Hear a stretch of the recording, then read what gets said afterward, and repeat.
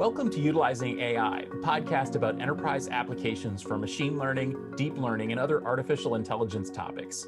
Each episode brings experts in enterprise infrastructure together to discuss applications of AI in today's data center. Today, we're discussing a hybrid cloud foundation for AI applications with our friends from Red Hat. First, let's meet our guests. From Red Hat, we've got Tushar and Abhinav. Why don't you go ahead and say something about yourselves? Hi all, and hi Stephen, and hi Chris and Abhinav.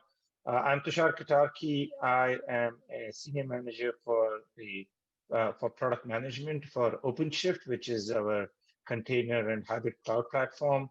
And I'm the lead for AI and machine learning for OpenShift as a workload on OpenShift, and work with customers and partners to get them onto using OpenShift.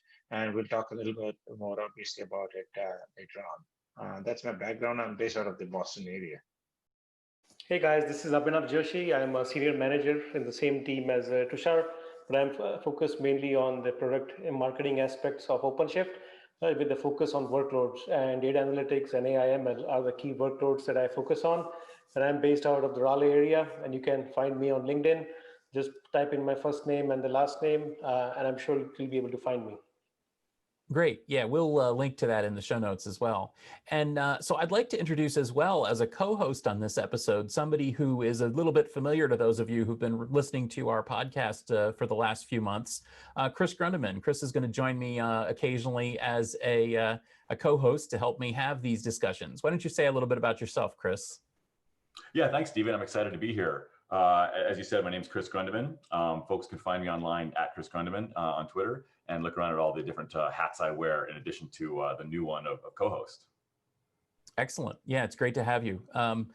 So on this podcast, we try to focus on practical applications for AI. And I think that this is one of the things that separates us, topically from maybe some of the other podcasts where they sort of geek out about the models and the, academic aspects of it. We're practical people. We're looking at enterprise applications. And one of the most important elements of enterprise applications is basically the infrastructure and the sort of operational framework that supports these applications. Now, as you heard, Red Hat has OpenShift, which is essentially a hybrid cloud platform. I'm wondering, Abhinav, if you can kind of talk to us a little bit about what are the aspects of artificial intelligence that require special infrastructure, or in what ways does artificial intelligence applications differ from more conventional enterprise applications when it comes to the sort of the supporting platforms? Yep, that's a very good question, Stephen. So if we look at the AI/ML, the life cycle, right? So first you have to gather and prepare data, then your data scientist is going to build the models, and then after that, data scientists have to work with the app dev folks to be able to integrate the models into the app dev processes, and then at the end of the day, those models have to be built out into rolled out into the production as part of the intelligent software application. And it's a very like a cyclic process, because you have to keep your models up to date all the time in the production so that they continue to make the right predictions. Now, what all this means is there are a lot of different personas involved: the data scientists, data engineers, DevOps engineers, and so on. So all these personas use a bunch of tools, right, that they need to get their job done. And also, you need the tools to automate the whole process, right? The whole kind of life cycle, like being able to build out the DevOps for the machine learning operations.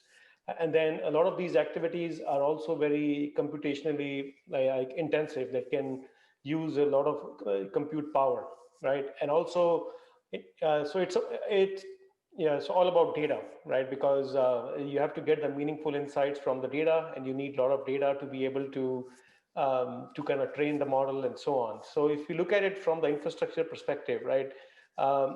Let's say a customer may do the data gathering and preparation say at the edge, but then the rest of the pieces of the puzzle, they may do it in the data center and or in the cloud, right? So what they really need is a hybrid cloud platform, so that way they have a consistent way to kind of standardize and run all these different tools that the persona may need, and they may need a service access. So a hybrid cloud platform should have the self-service capabilities, right, to be able to host and be able to lifecycle manage all the software tool. And then you also need to manage your data, like say with things like a data lake, to be able to ingest and store all the data, and then you have to pre-process the data and so on. So you need a bunch of kind of tools in that. Then you also need the data for your app dev, the life cycle as well. So yeah, it's going to be like a lot of data management, as well as like a platform that can provide you a consistent way to host all these tools and lifecycle and manage them in a consistent way throughout the AI/ML lifecycle. That's really interesting. I mean, there's definitely a lot to, it sounds like AI, ML, product development. It's a little bit different than your typical software development. We kind of taking a step back, maybe, I was really interested in how prevalent this really is. And I did notice in the recent, the 2020 version of the Red Hat Global Customer Tech Outlook report that I think it was 30% of your respondents said they were planning on using AI ML over the next 12 months. That seems really high. It came out as, I think, the top emerging technology workload. Do you have any insight into what those projects are? What are the use cases for AI ML that are being developed so hotly right now? Yeah, sure. I can start, and maybe Tushar can add in as well. So what we are seeing is, right, in terms of the use cases, there is a lot of traction in the different industry verticals, be it financial services, manufacturing, the automotive industry, be healthcare, and so on. And then at the end of the day, what the customers are looking to do is be able to provide a better experience to their end customers, be able to increase the revenue, save cost, be able to automate the business processes, and be able to build out the digital services that can make them more competitive. And especially now in the tough times that we are in, the customers are, what we're seeing is that they are like ramping up the investment in the digital transformation, right? And AI is a key part of it. And maybe Tushar can expand on some of the use cases that we are seeing across the different verticals. Yeah, I mean, think about in the financial services, banks. Think about a way to quickly assess your credit risk so that they can do loan application processing rather quickly, right? They are augmenting. I mean, this is not as if it's new, but they are augmenting. I mean, this is a process that they have had. It has been rules-based, right? A lot of rules-based. But so they're augmenting the rules-based systems with AI, because AI provides insights, as you know, with large amounts of data that maybe just simple rules doesn't cover, or rules rather become sometimes hornet's nest of stuff. So unpacking that with machine learning makes a lot of sense. If you think about the healthcare industry, and we are in the middle of a global pandemic, I mean, and if you look at how customers and especially, I mean, there are fundamental research being done to do contact tracing, and being able to use that data to do predictions on where there could be a flare-up, for example, and what proactive measures you can take.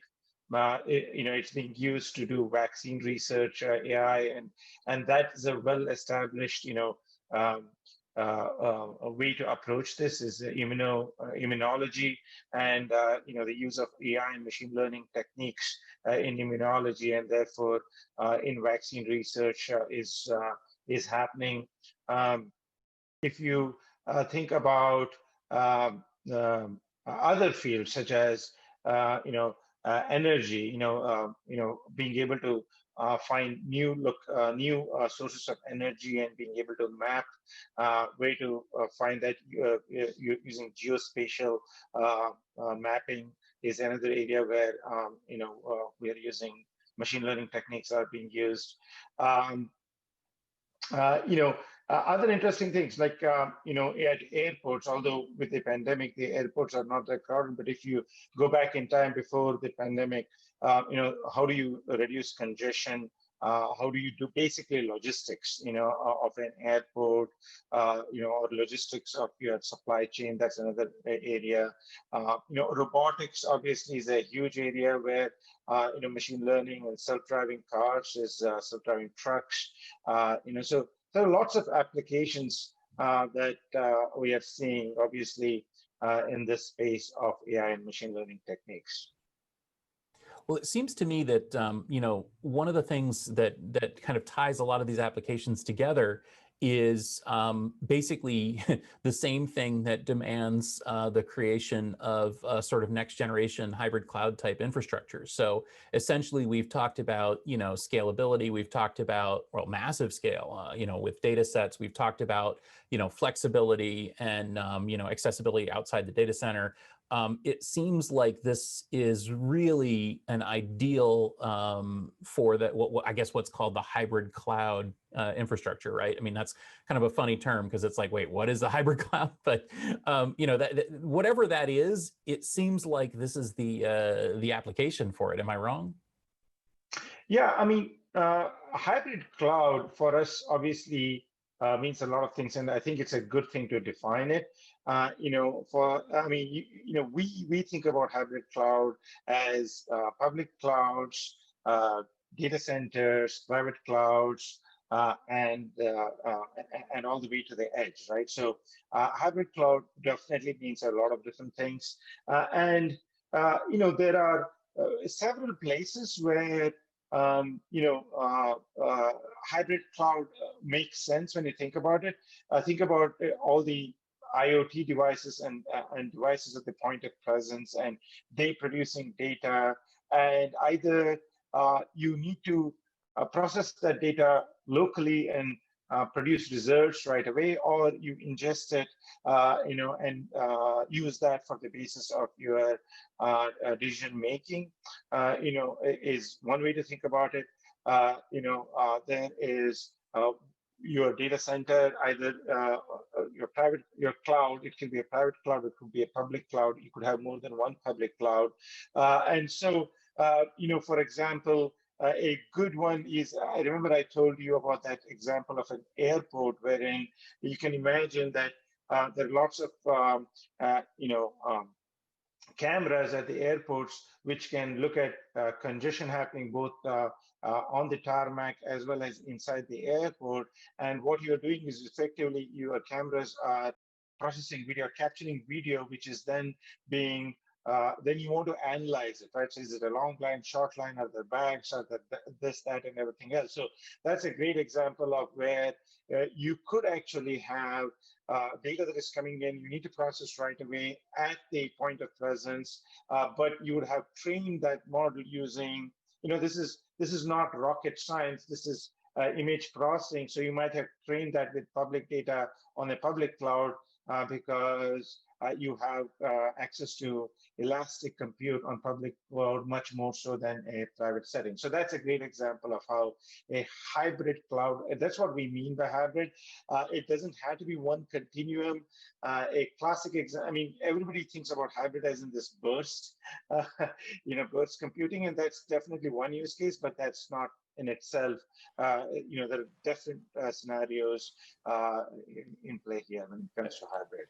Yeah, and something I wanted to add was that say if I'm the infrastructure guy, right, and if I have to look at all the pieces of the AI architecture, right? So for the example that Tushar highlighted, so parts of the architecture are going to be on the edge, say for the data acquisition, and then kind of streaming, and then part of the architecture is going to be in the data center, and then the data scientist may say that, okay, I want to do the model kind of build out in the cloud.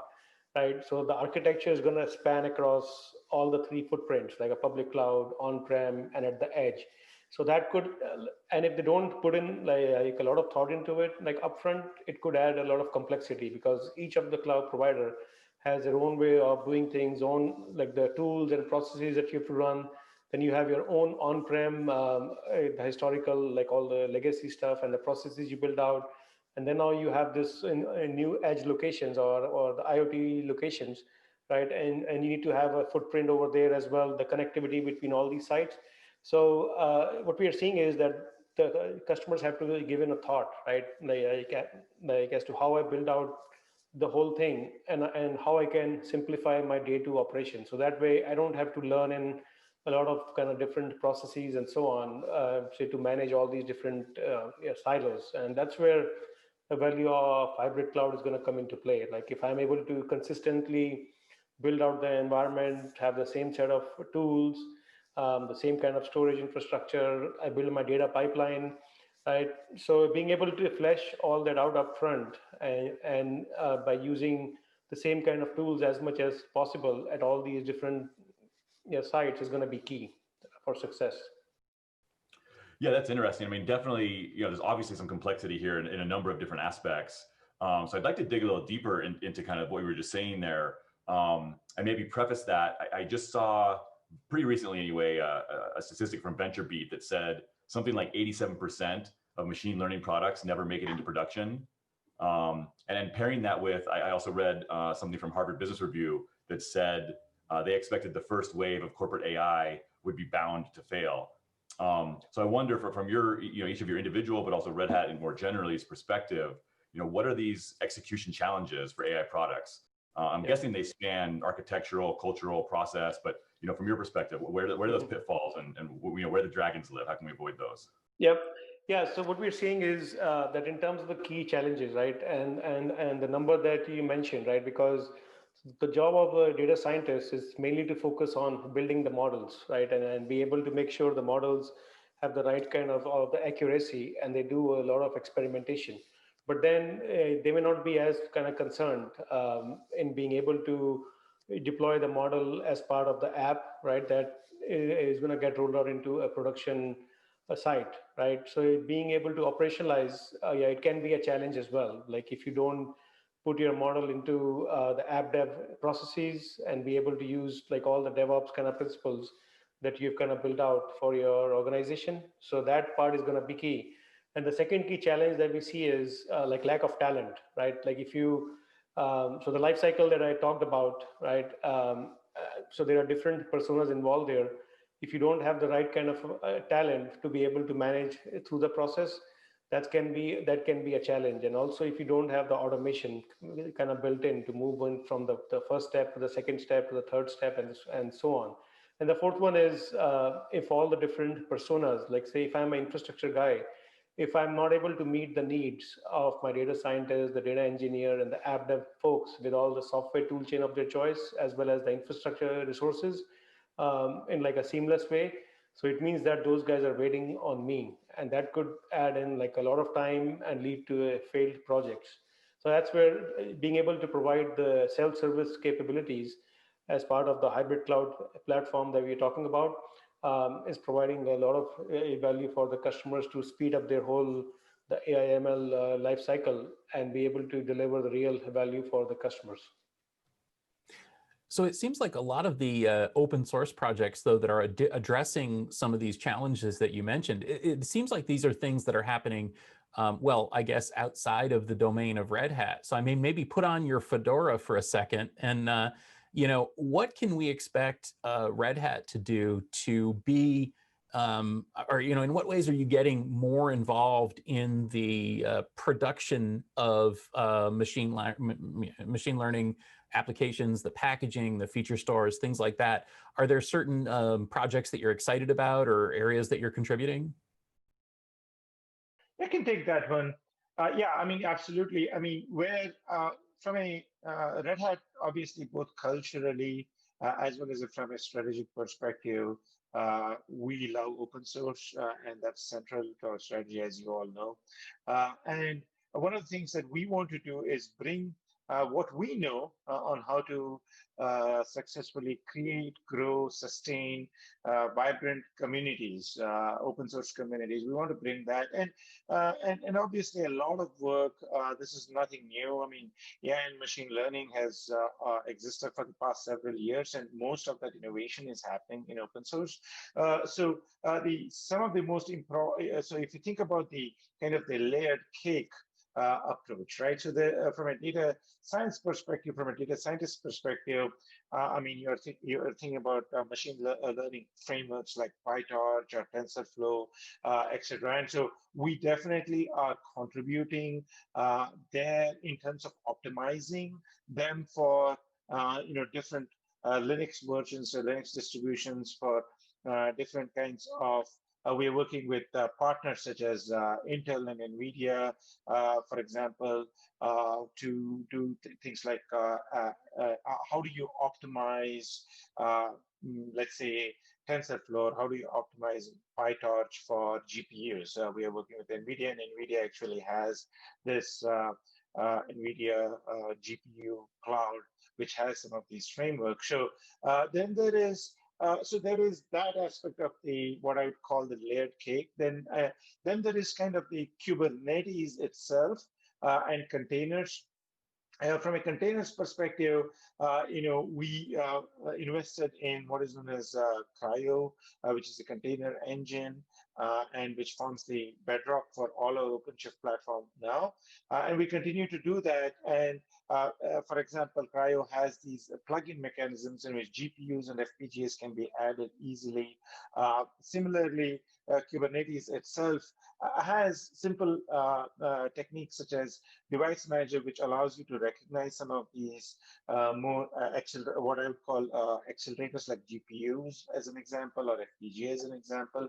But more importantly, I think more advanced features such as NUMA-aware scheduling, because again, when you get into doing model training and inferencing and doing this at scale, as we know, machine learning is very hungry. So these things do matter a lot. And so that's the kind of what I would call the middle part of the layered cake. And then, I think one of the things really we talked about is how do we bring, and we talked about how automation and acceleration is important, making it part of workflows or making it part of application workflows is important. And that's where we're bringing DevOps to it. And to that extent, from a DevOps perspective, how do you manage an end-to-end workflow is important. So we have something like Kubeflow. So as many of you already know, and so we are contributing to Kubeflow with others. The other one really is kind of the complementary to that is the idea that, okay, now how do you manage the life cycle of a container itself or an application? Let's say you build a model, or you you have some data sources, you build a model, and now you want to put it into some kind of a microservice, and that whole thing, orchestrating that whole end-to-end workflow itself is something that we are doing with Kubeflow and augmenting with something called Open Data Hub, which is a reference architecture on top of that. So we are investing in several open source communities, including things like, as I said, Open Data Hub, Kubeflow, the upstream machine learning communities like TensorFlow, PyTorch, and some of the data governance aspects of this too. We're looking at things like, we have, how do you, for example, use something like we're looking at how to use, for example, OPA for doing policy governance around data. So a lot of exciting things to look forward to in this space for us. Yeah, and one more thing I want to add in here is that there is a big ISV ecosystem play as well for us, because a lot of customers, they want to use a fully supported software for the data scientists, data engineers, and so on. So what we've done is we've kind of built out integrations with a lot of different ISVs, like all the popular ones, so that for the customers, it becomes like easy to be able to deploy and lifecycle manage the software tooling of their choice on top of OpenShift, right? And all this is done based on the Kubernetes operator framework, right? Think of it as the automation to like a push button automation to deploy and be able to upgrade the software like as and when needed. And you can do a lot more with that as well. Yeah, so that's where we kind of working with like a lot of different ISVs, and like IBM has Cloud Pak for data, and we work with Microsoft, Cloudera, like H2O.ai, Selden, Starburst, yeah, and the list goes on and on. Like we have a full, yeah, if you go to openshift.com/ like AI-ML, we have a logo wall over there of all the ISVs that we have partnered with to make sure that whenever the customers kind of choose that, okay, yeah, so I like open source, at the same time, I want to have an ISV software as well. So the experience that they get by deploying those on top of the OpenShift hybrid cloud platform is the best in class. And the system admins don't have to spend a lot of time like installing or troubleshooting the software, because we've kind of codified like a lot of the day one to day two operations for these software tools that the data scientists, data engineers, and the app dev folks use to be able to operationalize the machine learning lifecycle. That makes a lot of sense. And it kind of sounds like, in many ways anyway, it sounds like Red Hat tends to be at the center of this web of open source tooling and things that are available. From that perspective of kind of being in the center of all this, do you see any meaningful differences between, say, and I'm talking about, tooling as well as use cases and execution challenges, right? Any differences between consumer companies versus B2B companies, or startups versus large companies? Is there a difference depending on who the company is that's going down the AI ML path that they should pay attention to? Yeah, so I can start here. Yeah, that's a very good question, right? And we see the nuances across the different verticals as well. So if you're talking about a startup, right, that's say in the Bay Area and so on. So for those kinds of companies, so typically they may start small and they may say that, okay, I'll just use a service, the AI service that is actually there in a public cloud, right? And they should be good with that. But say if you are a financial services organization or a manufacturing company, so you have like a lot of data and that's all on-prem, and you have to build out the capabilities. So in some cases, people may or may not have the talent to be able to execute on the project, right? Because it's like a digital transformation kind of a project. And it takes a lot more than just technology. It's a people and process, the culture transformation as well. So I think the organizations that have the buy-in at the top level, that okay, that we'll kind of have the AI as part of the initiative, right? And there is a sponsorship at the topmost level, and they kind of clearly define a project that okay, we'll kind of start with the pilot on X, right, and then go from there, and they kind of put the funding on that. So in those cases, we've seen like a lot of success as compared to where like a system admin or the engineer may say that, okay, I'll build a platform and then it will kind of go and shop for use cases. So those kind of projects, so they take a long time where, okay, like I'll build and they will come. So those are kind of hard to execute. So that's what I would say, that the buy-in from the top and being able to have the consulting as well, being able to use a system integrator and so on to kind of guide you, like teach you, and to kind of make sure that you are successful with the deployment. So that way, like you can run it on their own once they've kind of taught you and provided you all the training. And we work with a lot of those as well, the ISPs and the GSIs. I wonder if you can give some very specific examples, since I know that a lot of people that are listening here are maybe newer to AI or kind of seeing these things coming into their enterprises. Could you give some just specific examples of ways in which you are supporting very specific customers to do specific ML things in production? I think a couple of examples. I think I kind of spoke about it earlier, but definitely HCA Healthcare, which is it is in the business of obviously providing healthcare, and one of the things that they have worked on is how do you reduce? I mean, their fundamental challenge really is how do you reduce the occurrence of sepsis? As you know, sepsis it obviously is they want to reduce the occurrence of sepsis in their hospitals, and to that extent, they were able to utilize the clinical data that is coming from their hospitals from the point of presence, and being able to use machine learning techniques, both from the data that is collected, being analyzed, models being created, and then fed back to the point of presence system, so that they're able to then accurately predict, or as accurately as possible to predict the occurrence of sepsis in their hospitals, so that then they can address that ahead of time. As we all understand, any disease, but certainly sepsis, the earlier you can catch it, the the better outcomes the better you can treat and the better outcomes you can have. So that's a great example. They have similarly done something in the in this age of pandemic around COVID also. But if you want to look at a different use case, I think yeah, the example of, for example, um, uh, RBC, which is Royal Bank of Canada, they have, for example, they have a platform called Borealis, which is their AI platform. And to that question, to that extent, they created this Borealis platform because they wanted to do applied research in their field in the financial services industry. And one of the things that they and they publish a lot of meaningful research in this space. And what they needed really was a platform which can take advantage of things like the NVIDIA GPUs that I was talking about earlier.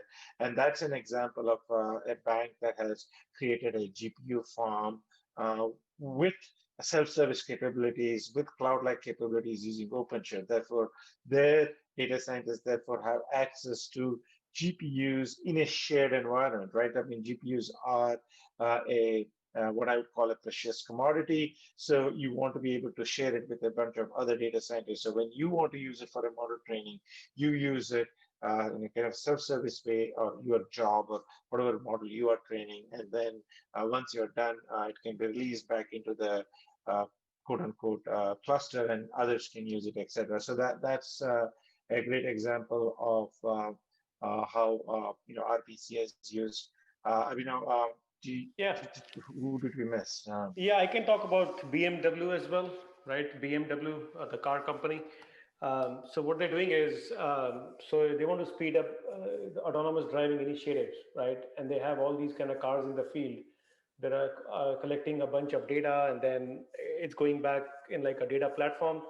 And that's where we partnered very closely with like our friends at DXC, right? They build out a data platform that has like thousands of cores, right? And they have GPUs in there as well.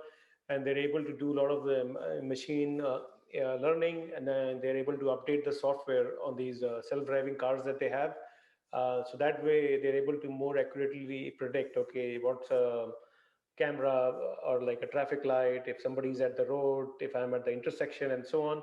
So that's one of the key use case. And then speaking of the oil and gas industry, right, that's where we've seen the organizations like ExxonMobil, right? So they're able to optimize like all the aspects of the oil and gas exploration, the refining operations, as well as the downstream functions. So, and we have a lot more use cases, and we can go on and on, but I think this would be a good start.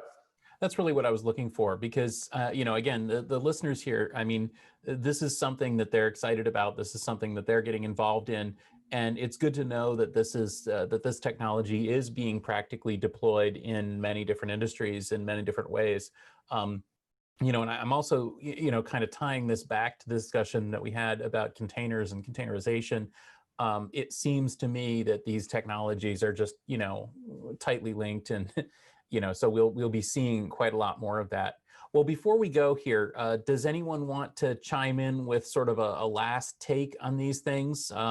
Let's, I'll put it back to Tushar again, and Abhinav, if you want to say one last thing, and then Chris, you can kind of sum up the whole conversation.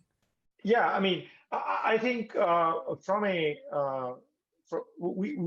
summarization perspective, I think we see a lot of excitement in this area. I mean, the way when we have tried to, or we are going in a direction wherein we are enabling our customers and our users to build AI, and we encourage our customers and those who have not gotten there to think about this as something of a platform. They need to think about this as a platform. What is their AI platform look like?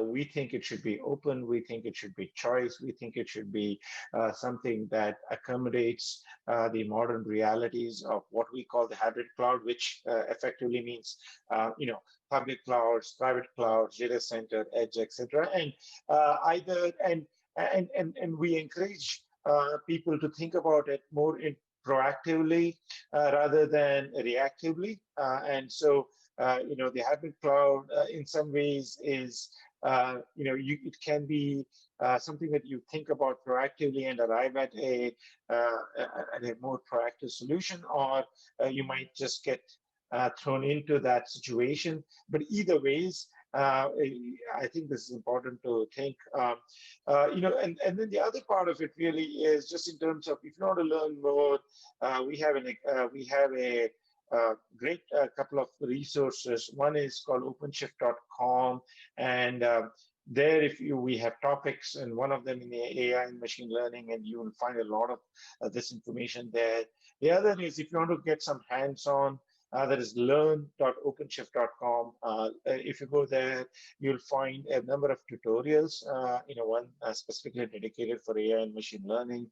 There you can see how you can actually create Jupyter notebooks if you are a data scientist, as an example, and start actually either importing or start typing your machine learning, Python, code right in there, or you could use things like, how do I do a DevOps cycle with machine learning? So, I hope you can take advantage of that. I mean, you can always reach out to us also and take advantage of that too. Yeah. Yeah, and something I want to add is, so the value of containers and Kubernetes and DevOps, right, that has actually helped speed up like a lot of typical app dev projects, is extremely compelling for the AI/ML projects as well, because the AI/ML projects, so they include the app dev aspect, but then there is a lot more in terms of the data science, being able to build out the models, train the models, or upfront do the data engineering aspects of it, like the cleansing of the data, gathering of the data. That's where like the value of, like in terms of the agility, the scalability, the cross-cloud portability, flexibility, like all those value propositions that have helped from the containers perspective for a typical app dev is actually helping the customers to fast track their AI projects as well, from pilot to production. And we are seeing like a lot of customers in the market in terms of different industry verticals on the AI projects, and they're being successful with these. Yeah, so I mean, definitely one of my big takeaways today is how much AI development is already happening and how that continues to accelerate.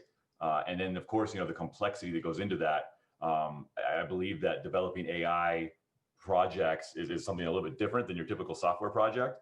And so it does make a ton of sense to me to have something, a very powerful, flexible, agile platform to build on top of. I think, when you're digging into the complexities of AI and machine learning and all that data and all the other resources you have to put to bear, having to worry about the infrastructure it's built on seems like the last thing you'd want to do. Absolutely. So thank you, everyone, for joining us today.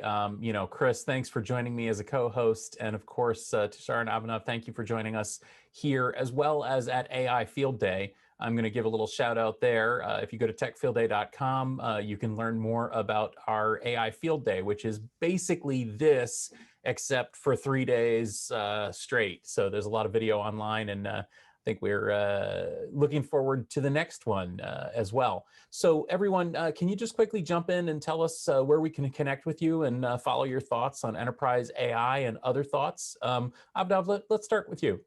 Yeah, sure. So I'm more active on LinkedIn. Yeah, so if you go to LinkedIn and type in my name, like Abhinav. My last name is Joshi, Joshi. So I'm extremely active there. So I have a Twitter account as well, and I try to be fairly active in there. So yeah, or feel free to drop me an email, like my first name dot like last name @redhat.com, and I'll be happy to connect with you, and let's have a deeper discussion. So this was great. Thanks for having us on here, Stephen and Chris. Yeah, you can same LinkedIn Tushar.Katarki. I guess it's Tushar Katarki. I mean, there's not that many Tushar Katarki, so you'll find me easily. I'm on Twitter at tkatarki, or you can send me an email at tkatarki@redhat.com as well. Yeah, and I'm on Twitter at Chris Grundeman, or my website is just chrisgrundeman.com, and from there you can kind of branch out and see all the things I'm working on doing. So happy to connect on this or any other topic as well.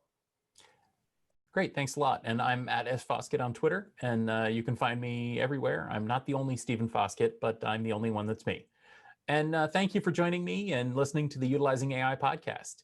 If you enjoyed this discussion, please do subscribe, rate, and review the show. I know every podcast says that, but it really does work. And please do share this show with your friends, share it on LinkedIn, share it on Twitter, and share it in your other communities where folks talk about enterprise AI. This podcast is brought to you by gestaltit.com, your home for IT coverage across the enterprise. For show notes and more episodes, go to utilizing-ai.com, or you can find this podcast on Twitter at utilizing_AI. Thanks for listening, and we'll see you next week.